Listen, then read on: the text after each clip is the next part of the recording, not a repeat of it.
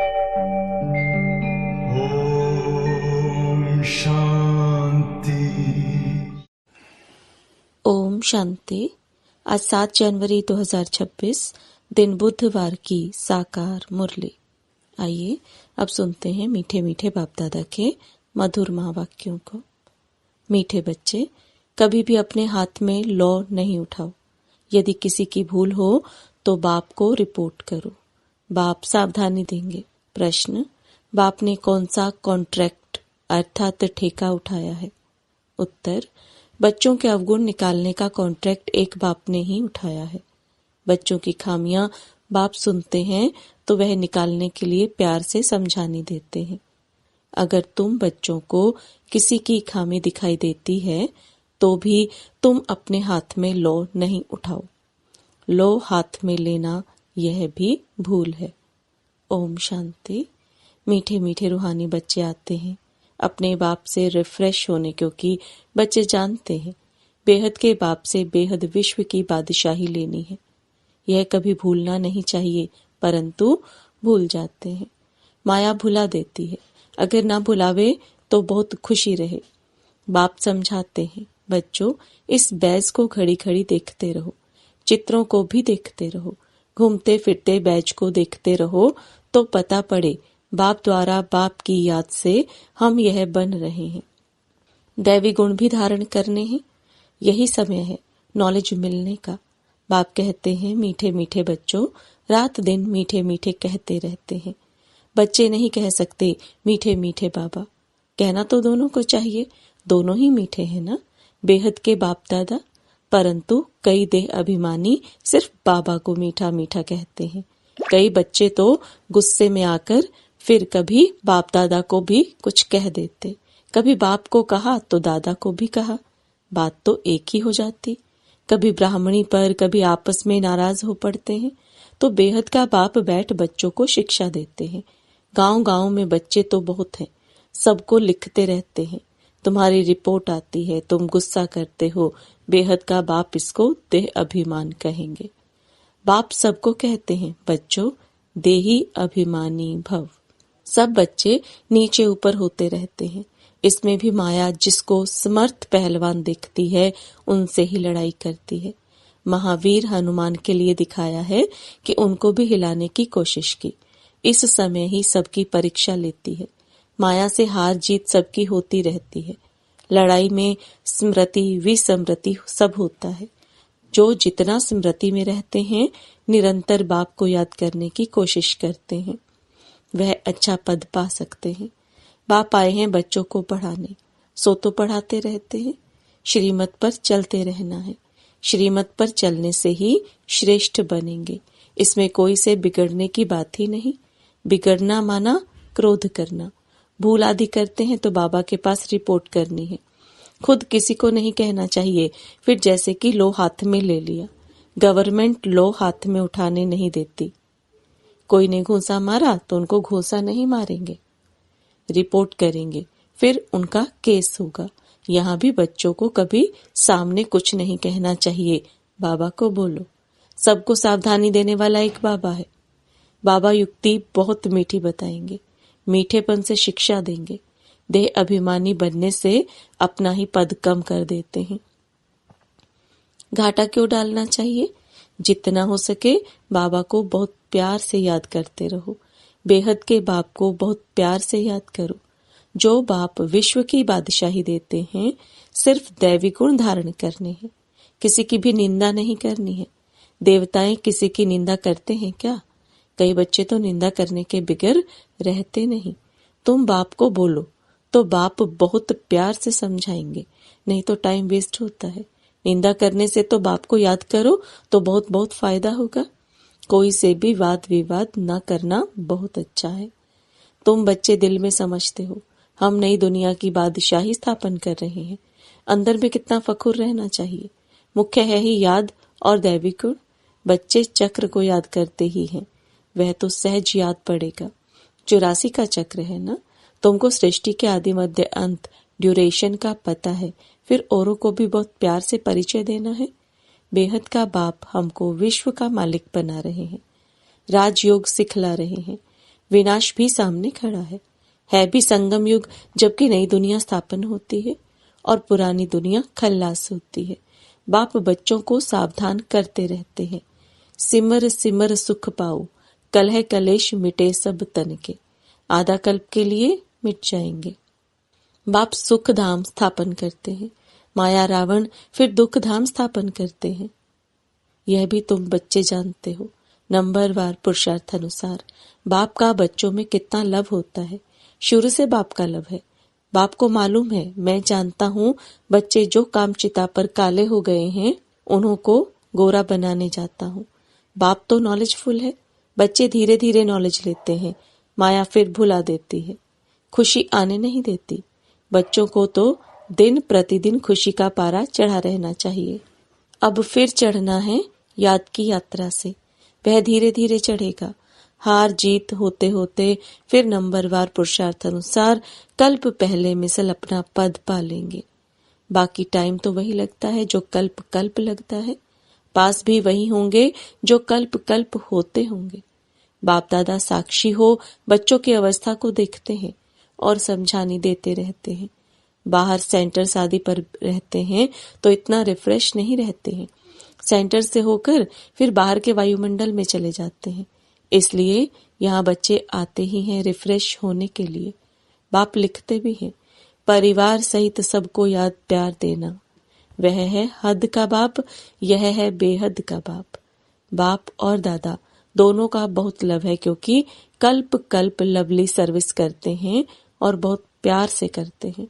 अंदर तरस पड़ता है, नहीं पढ़ते हैं या चलन अच्छी नहीं चलते हैं, श्रीमत पर नहीं चलते हैं तो तरस पड़ता है, यह कम पद पाएंगे। और बाबा क्या कर सकते हैं? वहां और यहाँ रहने में बहुत फर्क है, परंतु सब तो यहाँ नहीं रह सकते हैं। बच्चे वृद्धि को पाते रहते हैं, प्रबंध भी करते रहते हैं। यह भी बाबा ने समझाया है। यह आबू सबसे भारी तीर्थ है। बाप कहते हैं, मैं यहाँ ही आकर सारी सृष्टि को 5 तत्वों सहित सबको पवित्र बनाता हूँ। कितनी सेवा है।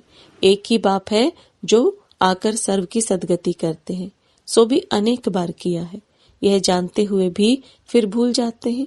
तब बाप कहते हैं, माया बड़ी जबरदस्त है। आधा कल्प इनका राज्य चलता है, माया हराती है। फिर बाप खड़ा करते हैं। बहुत लिखते हैं, बाबा हम गिर गया। अच्छा, फिर नहीं गिरना, फिर भी गिर पड़ते हैं। गिरते हैं तो फिर चढ़ना ही छोड़ देते हैं। कितनी चोट लग जाती है, सबको लगती है। सारा मदार है पढ़ाई पर, पढ़ाई में योग है ही। फलाना मुझे यह पढ़ा रहे हैं, अब तुम समझते हो, बाप हमको पढ़ा रहे हैं। यहाँ तुम बहुत रिफ्रेश होते हो। गायन भी है, निंदा हमारी जो करे मित्र हमारा सो। भगवानु वाच, मेरी ग्लानि बहुत करते हैं, मैं आकर मित्र बनता हूँ। कितनी निंदा करते हैं। मैं तो समझता हूँ सब हमारे बच्चे हैं। कितनी मेरी प्रीत है इनके साथ। निंदा करना अच्छा नहीं है। इस समय तो बहुत खबरदारी रखनी चाहिए। भिन्न भिन्न अवस्थाओं वाले बच्चे हैं, सब पुरुषार्थ करते रहते हैं। कोई भूल भी होती है तो पुरुषार्थ कर अभूल बनना है। माया सबसे भूलें कराती है। बॉक्सिंग है ना, कोई समय ऐसी चोट लगती है जो गिरा देती है। बाप सावधानी देते हैं, बच्चे ऐसे हारने से की कमाई चट हो जाएगी।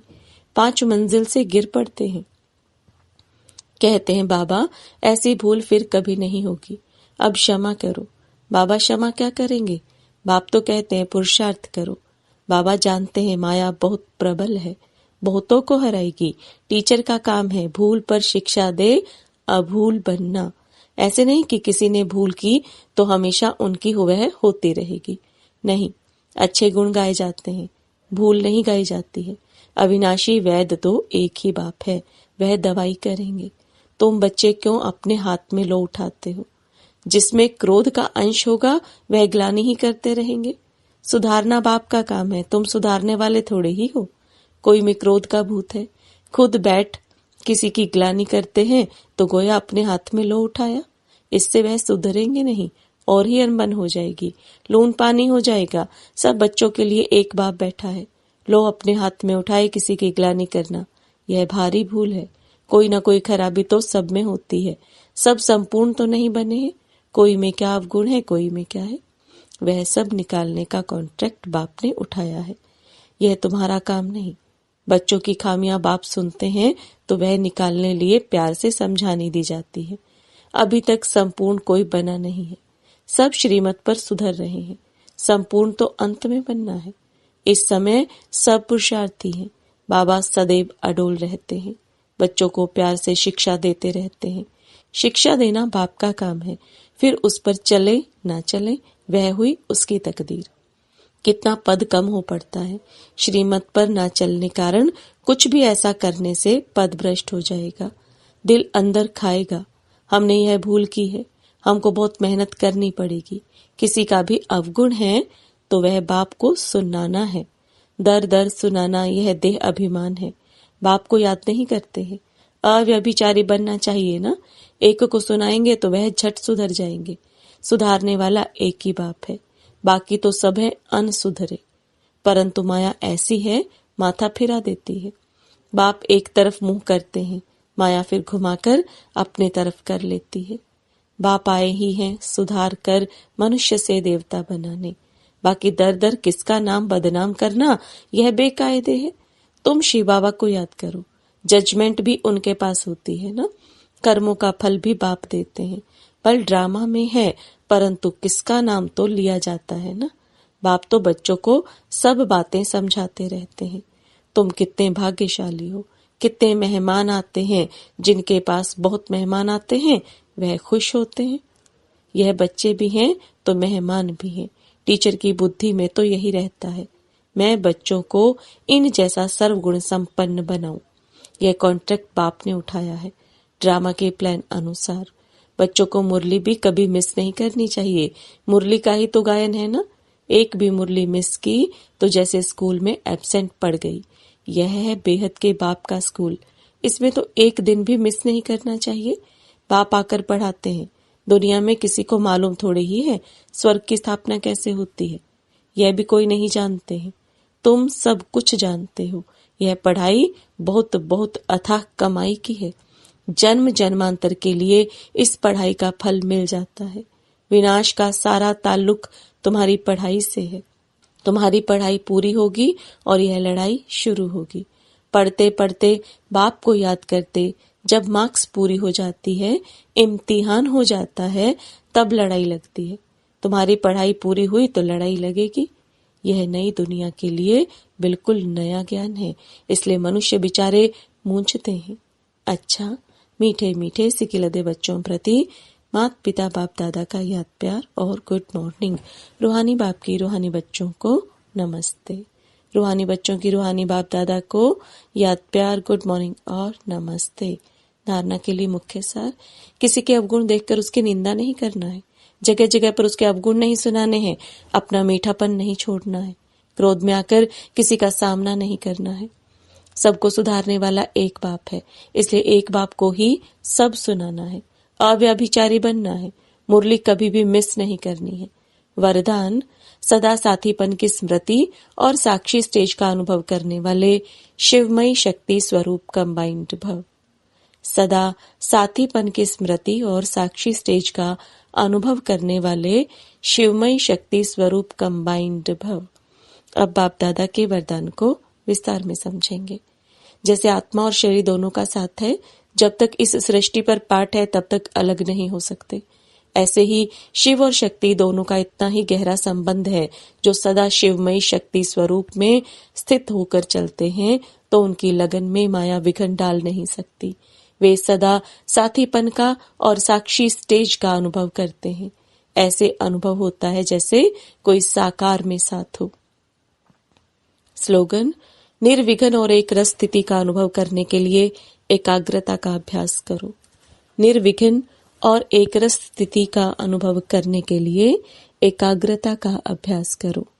अव्यक्त इशारे, इस अव्यक्ति मास में बंधन मुक्त रह जीवन मुक्त स्थिति का अनुभव करो। अपने को वर्तमान समय मैं टीचर हूँ, मैं स्टूडेंट हूँ, मैं सेवाधारी हूँ, इस समझने के बजाय अमृत वेले से यह अभ्यास करो कि मैं आत्मा, श्रेष्ठ आत्मा ऊपर से आई हूँ इस पुरानी दुनिया में, पुराने शरीर में सेवा के लिए। मैं आत्मा हूँ, यह पाठ अभी और पक्का करो। मैं सेवाधारी हूँ, यह पाठ पक्का है, लेकिन मैं आत्मा सेवाधारी हूँ, यह पाठ पक्का कर लो तो जीवन मुक्त बन जाएंगे। ओम शांति।